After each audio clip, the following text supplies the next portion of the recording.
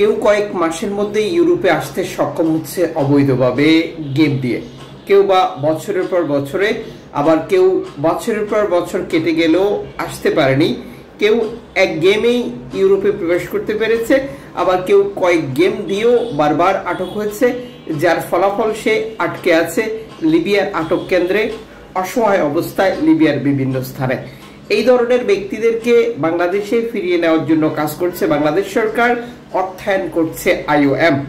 আপনার পরিচিত ব্যক্তি অথবা আপনার আপনজন, আপনার এলাকার কোনো ব্যক্তি একজন বাংলাদেশি যিনি আটকে আছেন কিন্তু দেশে যেতে পারছেন না টিকেটের অভাবে, তার পক্ষে সম্ভব নয়, আর এই অপেক্ষায় তার দিন কাটছে লিবিয়ার বিভিন্ন পরিস্থিতিতে, যেটি যে কোনো সময় অনাকাঙ্ক্ষিত দুর্ঘটনা বয়ে আনতে পারে। সেই ব্যক্তিদের জন্যই আপনার এই তথ্যটি প্রচার করা দরকার।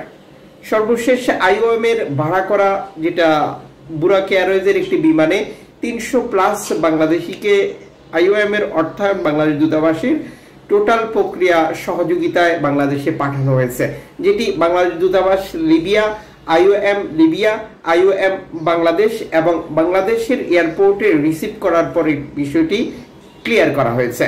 সর্বশেষ এনজিও সংস্থাগুলোর বার্তা অনুযায়ী 20,000-এর বেশি বাংলাদেশি বর্তমান লিবিয়াতে অবস্থান করছে। কাজের জন্য এসেছিল, ইউরোপের স্বপ্ন নিয়ে এসেছিল, আরও বিভিন্ন পন্থা বা পদ্ধতির এই লোকজন। এই সকল প্রবাসী বা অভিবাসী নিয়ে কাজ করছে মানবাধিকার সংগঠনগুলো।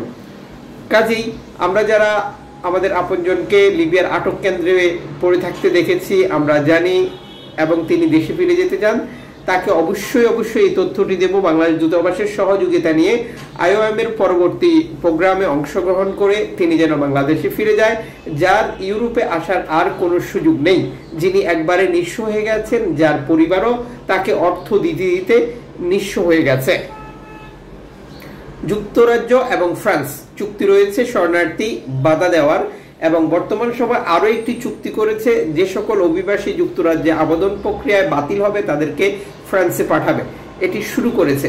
এরপরেও ফ্রান্স থেকে যুক্তরাজ্যে রেকর্ড সংখ্যক শরণার্থী প্রবেশ করা নিশ্চিত রয়েছে, যা যুক্তরাজ্যর চুক্তি ফ্রান্সের সাথে কোনো কাজই আসছে না বলে মতামত প্রকাশ করেছে এনজিও সংস্থাগুলো।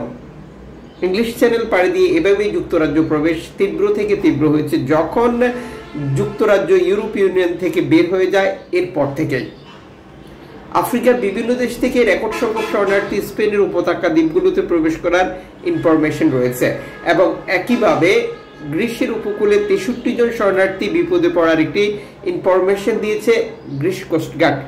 তবে আলহামদুলিল্লাহ তারা এখন নিরাপদে রয়েছে, যার কারণ একটি প্রমোত্তরী যেটি নরওয়েন প্ল্যাগ নিয়ে অবস্থান করছিল ভূমধ্যসাগরে, তারা এই বিপদগ্রস্ত নৌকাটিকে শনাক্ত করে এবং উদ্ধার করার পর গ্রিস কোস্টগার্ডকে খবর দেয়। গ্রিস কোস্টগার্ড এসে এই 63 জন শরণার্থীকে উদ্ধার করে নিয়ে যায়, যেটি একটি মানবিক ঘটনা বলে আমরা মনে করছি। সাধারণত এই প্রমোত্তরীগুলোতে ভ্রমণ করে বিলিয়নাররা, যারা অবস্থান করছিলেন। আল্লাহ কখন কাকে কিভাবে সহযোগিতা করে এটি একমাত্র তিনি জানে। প্রমোত্তরী বিপদগ্রস্ত নৌকা শনাক্ত করার পর তাদেরকে উদ্ধার করে এবং আবার গ্রিস কোস্টগার্ডকে খবর দিয়ে তাদের কাছেও হস্তান্তর করে। লিবিয়া থেকে সাম্প্রতিক সময় গ্রিসের উপত্যকা দ্বীপগুলো টার্গেট করে রেকর্ড সংখ্যক গেম হচ্ছে, তার প্রমাণ এটিও। এবং লিবিয়া থেকে ইতালি গেম অব্যাহত রয়েছে। গত 24 ঘন্টায় বহু অভিবাসী প্রবেশ করছে, যার মধ্যে রেকর্ড সংখ্যক বাংলাদেশি রয়েছে।